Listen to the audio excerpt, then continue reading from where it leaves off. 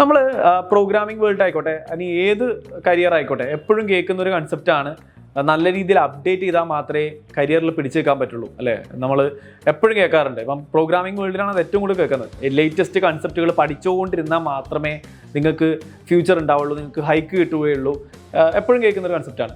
അപ്പോൾ ഇതിനെന്താ ചെയ്യേണ്ടത്? ശരിക്ക് ഞാനൊക്കെ മുന്നേ വിചാരിച്ചുകൊണ്ടിരുന്നത് ഡെയിലി ഇരുന്ന് പഠിക്കണം എന്നാണ്. ഡെയിലി വൈകുന്നേരം ഒരു 1 hour ഇതിനു വേണ്ടി മാറ്റി വെച്ചിട്ട് ലേറ്റസ്റ്റ് കൺസെപ്റ്റ് യൂട്യൂബിൽ കയറിയിട്ട് ലേറ്റസ്റ്റ് കൺസെപ്റ്റ് ഇൻ IT അല്ലെങ്കിൽ latest programming technologies in IT.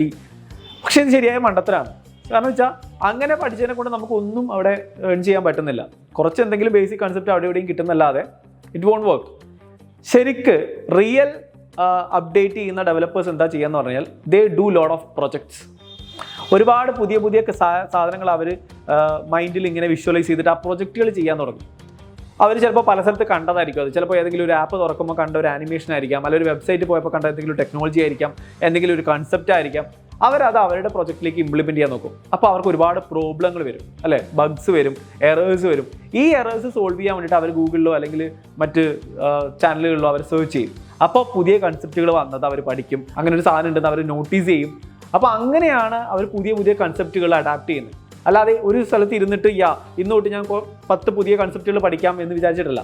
They always do problem solving. പുതിയ പുതിയ സാധനങ്ങൾ ബിൽഡ് ചെയ്യുമ്പോൾ പ്രോബ്ലം വരുന്നു, ആ പ്രോബ്ലം സോൾവ് ചെയ്യാൻ വേണ്ടിയിട്ട് അവർ ട്രൈ ചെയ്യുന്നു. അപ്പോൾ ഇന്ന് ഇങ്ങനെയുള്ള പുതിയ സാധനങ്ങളുണ്ട്, പുതിയ ടെക്നോളജി വന്നിട്ടുണ്ട് എന്ന് അവർ മനസ്സിലാക്കുകയും അത് അവരവരുടെ പ്രോഗ്രാമിലേക്ക് ഇംപ്ലിമെൻറ്റ് ചെയ്യുകയും ചെയ്യുന്നു. പിന്നെ പഠിക്കേണ്ട ആവശ്യമില്ല. ആ ഇംപ്ലിമെൻറ്റേഷൻ തന്നെയാണ് ഏറ്റവും വലിയ ലേണിംഗ്. സോ ഇങ്ങനെയാണ് റിയൽ വേൾഡ് പ്രോഗ്രാമിങ്ങിൽ നല്ല ഡെവലപ്പേഴ്സ് ഡെയിലി അപ്ഡേറ്റ് ചെയ്യുന്നത്, അല്ലാണ്ട് ഡെയിലി ഇരുന്ന് പഠിച്ചിട്ടല്ല. സോ ഈ രീതിയിൽ വേണം നമ്മളും പ്രോഗ്രാമിങ്ങിൽ അപ്ഡേറ്റ് ചെയ്തുകൊണ്ടേയിരിക്കും.